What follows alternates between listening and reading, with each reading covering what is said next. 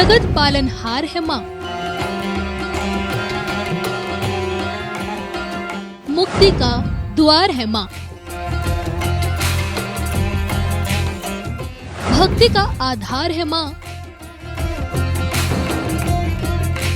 सबकी रक्षा की अवतार है माँ।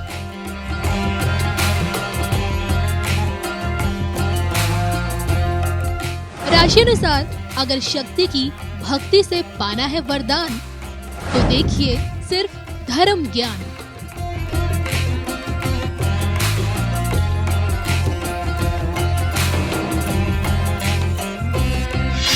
नमस्कार, धर्म ज्ञान की खास पेशकश नवरात्रि में आप सबका स्वागत है। मैं हूँ आपके साथ कविता राणा और मेरे साथ मौजूद हैं आज जाने माने एस्ट्रोलॉजर राकेश चतुर्वेदी जी। सर स्वागत है आपका। नमस्कार दर्शकों, नमस्कार कविता जी। तो इस 7 अक्टूबर से शारदीय नवरात्र का आरंभ हो रहा है। नवरात्र यानी कि 9 रातें जहाँ पे 9 देवियों को पूजा जाता है, यानी कि शक्ति के 9 रूपों की आराधना की जाती है। और आज के इस वीडियो में हम मेष राशि से जुड़े जातकों के बारे में बात करेंगे। जी हाँ, आखिरकार ये शारदीय नवरात्र मेष राशि वाले जातकों के लिए क्या कुछ लेकर आ रहा है।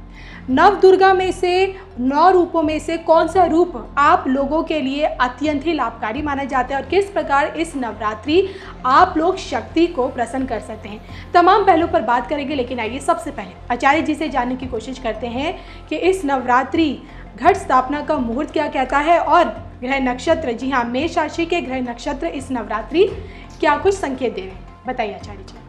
जी कविता जी, देखिए यह जो नवरात्र है इसको महापर्व के रूप में भी सनातन धर्म में जाना जाता है कविता जी। और इस महानवरात्र में कुछ चीज़ें अभूतपूर्व हैं।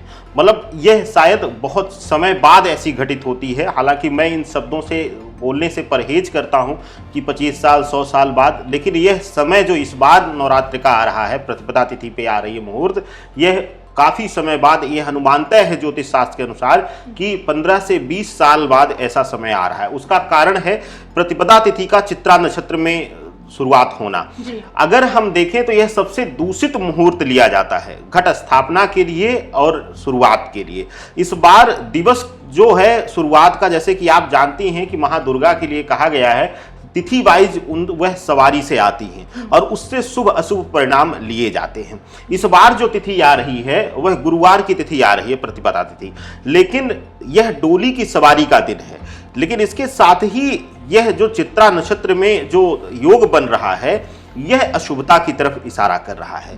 तो इस प्रतिपदा तिथि में शास्त्र कहता है कि यह जो समय है, जो मुहूर्त इस बार शुरुआत हो रहा है, इस मुहूर्त में सूर्योदय के 10 घड़ी बाद, मतलब कि आप लेके चलें कि 4 घंटे के बाद, 4 से 5 घंटे के बाद का जो समय होता है उसमें हमें घट स्थापना करना चाहिए। लेकिन वहां भी उसको विष योग में लिया जाता है तो वह अशुभ माना जाता है। अब यहां पर शास्त्र में एक आता है उद्घोष कि हर तिथि में, हर दिवस में एक अभिजित मुहूर्त होता है।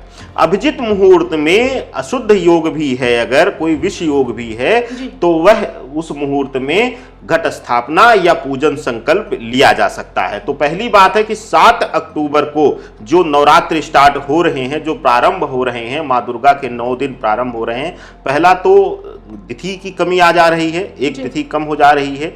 और इसके साथ ही अब सबसे बड़ी बात जो आ रही है कविता जी कि इसकी जो घट स्थापना है वास्तविक रूप से देखा जाए तो आप अपने शहर से निकाल लीजिएगा। हम दिल्ली एनसीआर के समय से बता दे रहे हैं 11:32 से लेकर 12:22 तक का लगभग 1 घंटे का जो मुहूर्त है, 45 से 50 मिनट का जो मुहूर्त है, यह बहुत ही उत्तम है। और हम स्वयं इस बार जो है इस बात का ख्याल करते हुए जो घट स्थापना है और पूजन है वह हम करेंगे और वह हम आप सब तक भी पहुंचाएंगे। बिल्कुल। और देखिए, अब हम आचार्य जी से जानते हैं कि भाई आखिरकार किस आधार पर आचार्य जी हमें ये समझाएंगे कि इस बार का जो नवरात्र काल है ग्रह नक्षत्रों के आधार पर मेष राशि वाले जातकों को क्या कुछ संकेत दे रहे हैं, यानी कि ग्रहों की चाल। जी देखिए कविता जी, यह लग्न चार्ट है। दर्शकों इसको देखिएगा, ये 7 तारीख का लग्न चार्ट है।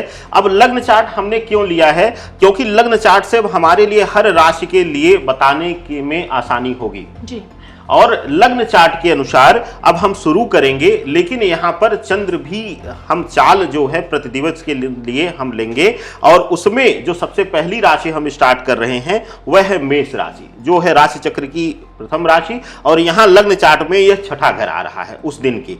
अब मेष से जो ग्रहीय स्थिति है वह दशम भाव में मेष चंद्र के अनुसार देखें तो गुरु शनि बैठा हुआ है। इसके साथ ही अगर हम देखें सेकंड में राहु की स्थिति है। इस तरीके से अगर हम देखते हैं तो यह नवरात्रि आप सब के लिए जो मेष राशि और लग्न दोनों के लिए लीजिएगा यह, क्योंकि यह सामान्य राशिगत भविष्यवाणी नहीं है, यह आपके लिए फल देने वाली, क्योंकि राशि है तब भी मंगल ही स्वामित्व करेगा आपका और अगर लग्न है तब भी मंगल ही स्वामित्व करेगा आपकी राशि का और लग्न का। तो यहां पर जो है कि किस देवी का और किस समय किस विधि से पूजन किया जाए यह आपके लिए बहुत ही महत्वपूर्ण हो जाता है। अब यहां पर कविता जी आते हैं कि क्योंकि इसका स्वामित्व मंगल है जैसा कि हमने कह दिया और वर्तमान स्थिति जो है वह मंगल सूर्य के साथ बैठा हुआ है। अगर यहां से देखेंगे आप तो छठे घर में लग्न चार्ट से अगर देखें हम मेष की राशि से यह छठा घर आएगा और छठे में बैठा हुआ है यह सूर्य मंगल। अगर लग्न चार्ट से देखेंगे तो यह एकादश भाव आ जाएगा। अब यहां पर छठे में सूर्य मंगल बुध का बैठना यह संकेत देता है कि इस समय आपके लिए आपके मंगल को बल देना है। स्वास्थ्य कारणों से सबसे बड़ी जो हानि आपको हो रही है स्वास्थ्य कारणों से हो रही है, मेडिकल पर व्यर्थ का व्यय हो रहा है, क्रोध की वजह से कई जगह आपको नुकसान हो रहा है। तो पहला ख्याल आपको करना है कि जो आप चावल या अक्षत रखें, विशेष करके एक एक पॉइंट पर हम चर्चा करेंगे कविता जी।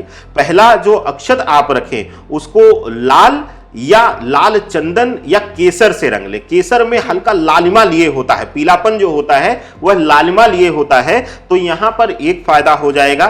दूसरी चीज प्रयास करें, वैसे भी हमारे यहाँ कहते हैं कि आप लोगों के यहाँ उसको किस पौधे के नाम से किस फूल के नाम से, लेकिन हमारे यहाँ अड़हुल का फूल बड़ा उसको पूर्वांचल और बिहार के लोग बड़ा शुभ मानते हैं, लाल कलर का होता है, तो उसको माता के लिए बड़ा प्रिय माना जाता है और उसका प्रसाद योगी सन्यासी लेते हैं जो व्रत में रहते हैं। तो अगर वह आप अर्पित करते हैं तो आपके लिए बहुत अच्छा होगा, बहुत शुभ होगा। इसके साथ ही एक प्रश्न आपने कविता जी किया था कि किस देवी का किस रूप का हम यहाँ पर हम खास करके विशेष करके ध्यान करें, पूजा करें, चिंतन करें। तो यहाँ पर आपके लिए हम बताते चल रहे हैं कि मेष राशि या लग्न दोनों जो भी हैं वह महादेवी गौरी का अगर स्मरण करते हैं और पूजन करते हैं तो उनके लिए बड़ा शुभ होगा, बहुत ही उनके लिए यह शुभता लेकर आएगा उनके जीवन में, उनके संबंधों में, उनके खास करके वैवाहिक और प्रेम संबंधों में यह अभूतपूर्व लाभ देगा और पूर्ण रूप से यह नवरात्र उनके जीवन में खुशियां लेकर आएगा। कविता जी तो देखिए ये हमने आचार्य जी से जाना कि भाई देखिए यूँ तो देखिए माँ के 9 रूप अपने आप में खास होते हैं, लेकिन मेष राशि वाले जातकों के लिए और उनके ग्रह नक्षत्रों को देखते हुए, नवरात्र काल से जुड़े इन ग्रहों को देखते हुए आप लोगों को अगर आप महागौरी की पूजा आराधना करते हैं तो देखिए वो आपके लिए सबसे ज़्यादा फायदेमंद साबित होगा, या फिर यूँ कहें कि शक्ति की कृपा आप पर बनी रहेगी। लेकिन आइए जाते जाते आचार्य जी से ये भी जान लेते हैं कि इस बार के नवरात्र काल ये नवरात्रि आप लोगों के धन धान्य आपके काम कारोबार को लेकर क्या कुछ लेकर आ रही है? देखिए मेष राशि वालों के लिए यह नवरात्रि शुभता लेकर आ रही है कविता जी। शुभता विशेष करके धन लाभ में। अगर आप कहीं से भी अगर रोजगार में थे और आपके लिए अब तक परेशानी आई थी या लॉस हो रहा था, घाटा हो रहा था लगातार और आप मानसिक रूप से परेशान हो गए थे, पीड़ा में आ गए थे, तो यह नवरात्रि आपके लिए शुभता लेकर आ रही है। लेकिन अगर आप सही से आराधना नहीं करते और इस नवरात्र का विशेष फल, देखिए यह नवरात्रि कम हुआ है तिथि, लेकिन यह नवरात्र तंत्र के मामले में जिन मुहूर्तों में शुरुआत हो रहा है, जिन मुहूर्तों में यह खत्म हो रहा है, समाप्ति हो रही है, तंत्र सिद्धि के लिए यह बड़ा ही अद्भुत मुहूर्त है।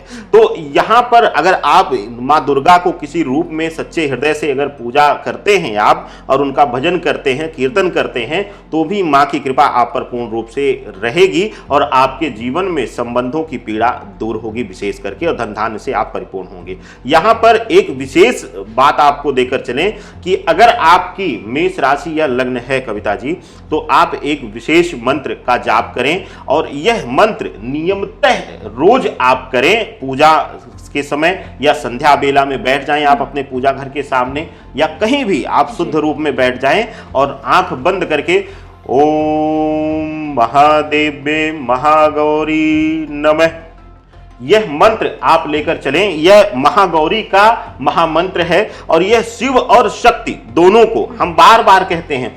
जिसको राज सुख लेना है इस कलयुग में, जिसको भौतिक सुख सुविधाओं का भोग करना है, उसे शिव और शक्ति दोनों को मना के चलना पड़ेगा। और यह सांसारिक जीवन में भी कहा गया है कि शिव जो है वह पति है और शक्ति जो है वहां की स्त्री है उस घर की। तो जब तक दोनों का मेल और दोनों शक्तियां बराबर नहीं रहेंगी तब तक वह परिवार आगे बढ़ ही नहीं सकता है। कविता जी, अजय जी कहते हैं कि जो रंगों का भी हमारे जीवन पे खासा प्रभाव पड़ता है। मैं ये जानना चाहती हूँ, नवरात्र जो कि एक रंगों का भी उत्सव होता है, इसमें तो मेष राशि वाले जातकों को खास तौर पे आपने बताया कि महागौरी की पूजा करनी चाहिए। ऐसे में कौन सा रंग उन्हें सबसे ज़्यादा अपनी ज़िंदगी में?